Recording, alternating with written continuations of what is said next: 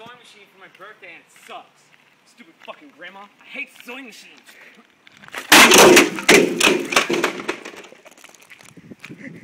Fucking sewing machine. Sewing machine for my birthday. Fucking sewing machine.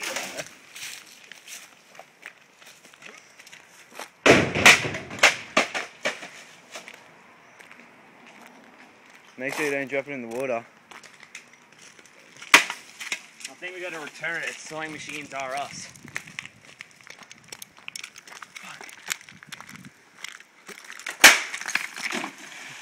Well, I don't think we can return it now. It's broken, no wet. Fuck.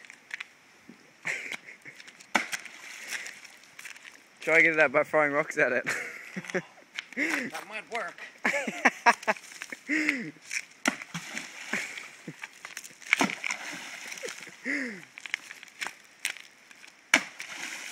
It's gone.